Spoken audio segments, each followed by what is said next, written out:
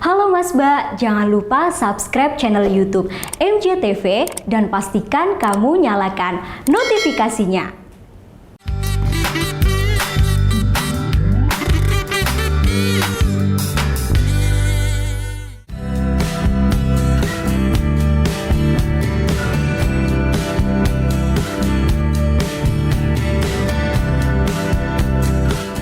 Keberadaan Klenteng Leong Hokbyo di pusat kota Magelang menjadi salah satu ikon kebanggaan masyarakat.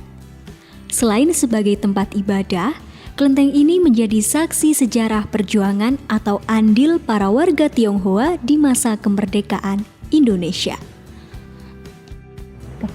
Oke kok, di depan kita ini ada banyak meja altar. Nah itu digunakan untuk persembahan atau gimana kok?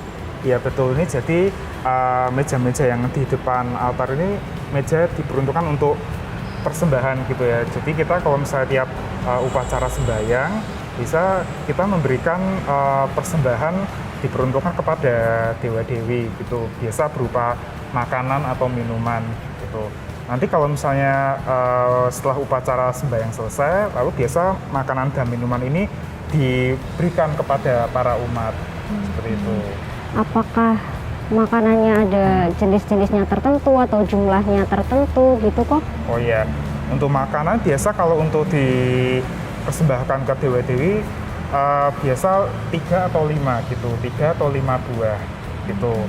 Harus ganjil gitu ya? Iya, harus ganjil. Menandakan gitu. Apa itu kok? Kalau 3 ini kalau ganjil itu kan 3 misalnya, 3 itu kan artinya kan orang itu kan ada langit, ada bumi, ada manusia. Dia menyimbolkan simbolnya itu.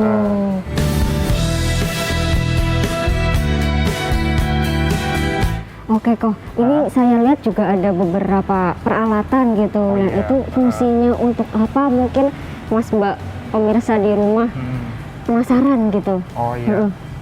Ini kalau ini teh ya, ini jadi persembahan teh ya. Biasa jadi di tiap-tiap altar dewa itu ada persembahan teh 3 cangkir.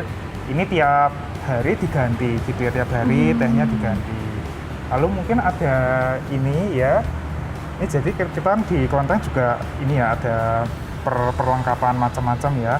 Nah ini kalau kita di kelenteng ini kita percaya kita bisa memohon petunjuk gitu ya, mohon petunjuk dari dewa, bertanya kepada para dewa-dewi. Nah, dengan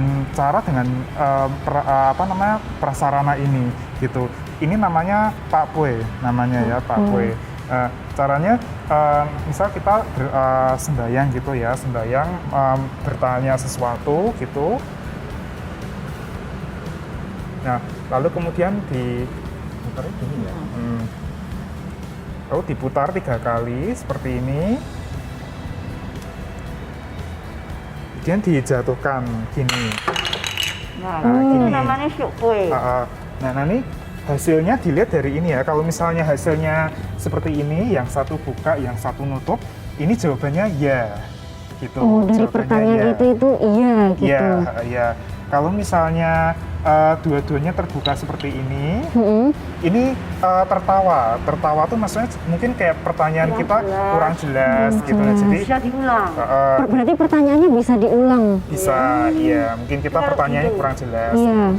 Tapi kalau misalnya tertutup semua, gini, ini artinya marah atau tidak gitu. Jadi berarti jangan lah ya, mungkin jangan dilakukan gitu ya. Tidak boleh tanya lagi. Dan setelah ini nggak boleh tanya lagi. Iya gitu. Jadi misal kayak contohnya misal Klenteng misal mau tahun baru Imlek mau mengadakan kirap, misalnya kirap keluar kota. Nah mungkin kayak ingin bertanya gitu ke Dede, apakah kita boleh mengadakan kirap tahun ini misalnya gitu. Nah kalau misalnya Dede jawabannya seperti ini gitu berarti iya gitu, berarti kirap boleh dilaksanakan gitu, kira-kira seperti itu.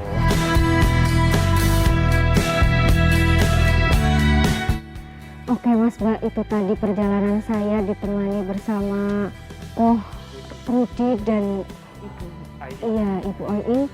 Nah tadi banyak banget pelajaran yang bisa diambil karena masing-masing dewa itu mempunyai suri teladannya masing-masing. Nah setelah ini saya mau lanjut berkeliling sendiri untuk melihat-lihat lebih detail. Terima kasih sekali sudah diajak berkeliling, berjalan-jalan dan menceritakan ke Mas Mbak pemirsa Setapak di rumah. Nanti saya mau lanjut berkeliling. Terima kasih. Untuk memudahkan beribadah, saya melihat di Kelenteng Leong Hokbyo juga dilengkapi dengan toko perlengkapan ibadah.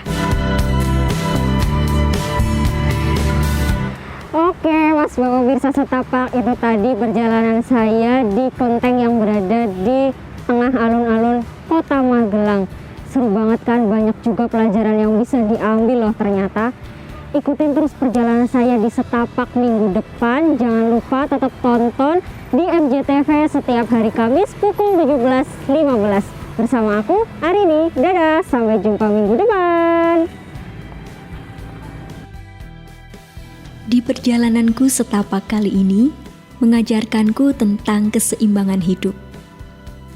Sebaik-baiknya manusia akan ada sisi buruknya. Sebahagia-bahagianya orang masih punya kesedihan. Sesederhananya seseorang masih punya kebahagiaan. Gagal adalah makanan sehari-hari yang tak terduga kapan datangnya. Dari situ, kita bisa belajar bagaimana kita menghadapinya.